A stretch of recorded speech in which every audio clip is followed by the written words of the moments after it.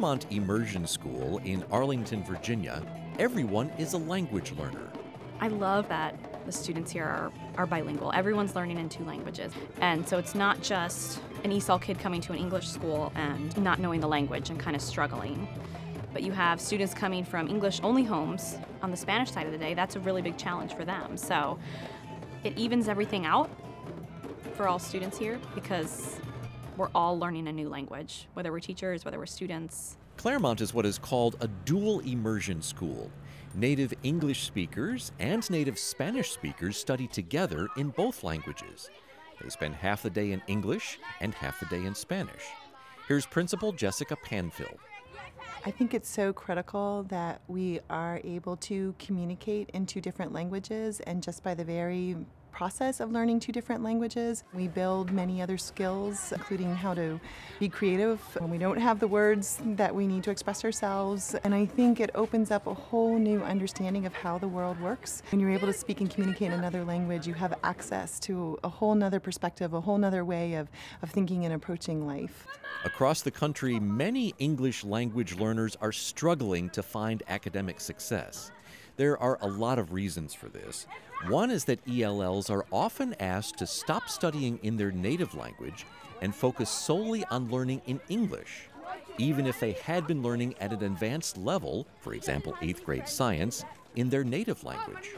If their language instruction is in a second language other than their mother tongue, and they have to stop learning their first language in order to start learning a second, then academic cognitive development is what suffers.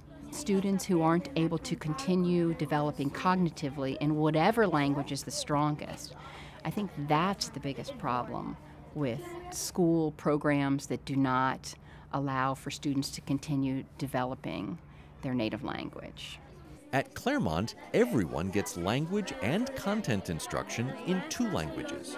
What we focus on here is learning language through content. So that brings in academic language, academic vocabulary, structures of texts. So it's not just language for the purposes of communication, it's languages for the purposes of communication about science or about history. And when it comes to language arts, students get a double dose.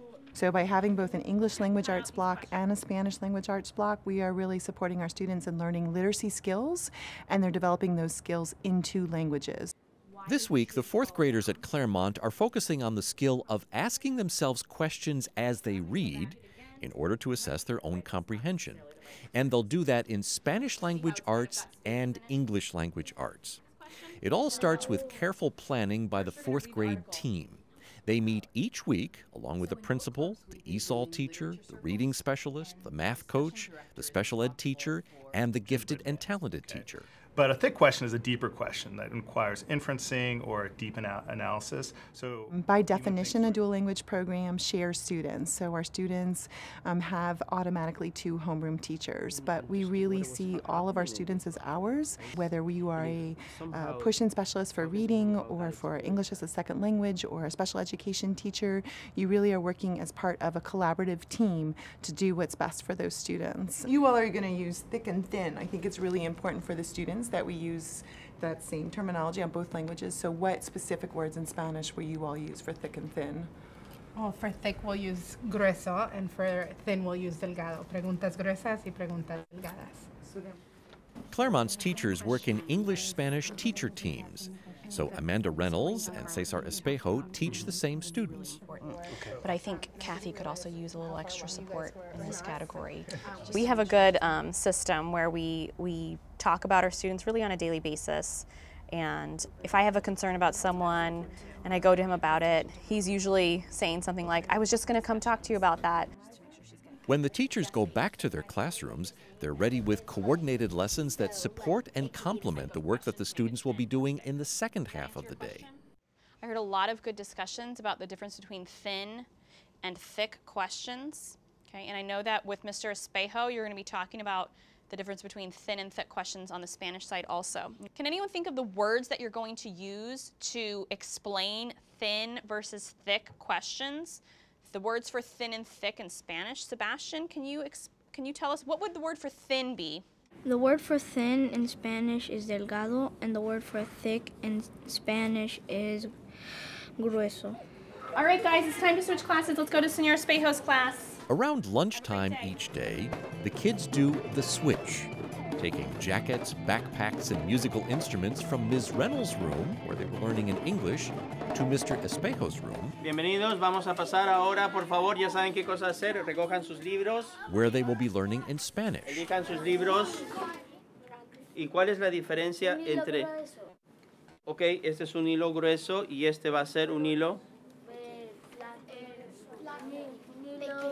Un hilo mediano. Mediano. ¿Cuál es otra palabra? Mediano. Flaco. Delgado. Y este grueso. Things will sound familiar, which is really helpful when you're learning in a second language. Si es una pregunta gruesa, ¿qué tipo de pregunta va a ser? Si es una pregunta así, ¿qué tipo de pregunta va a ser? Necesitas pensar mucho para las preguntas gruesas. Necesitas crear tu propia respuesta.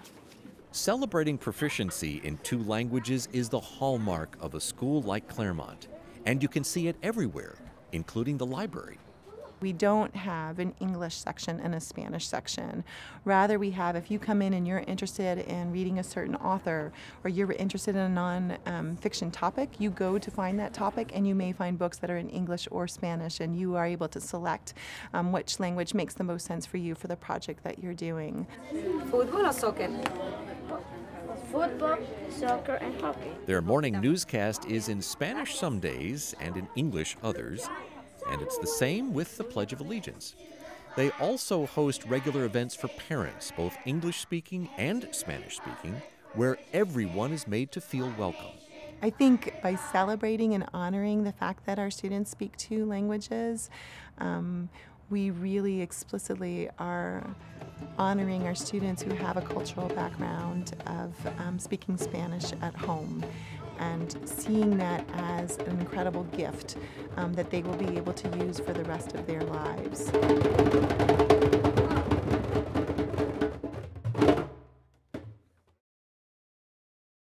This video production was made possible by the National Education Association.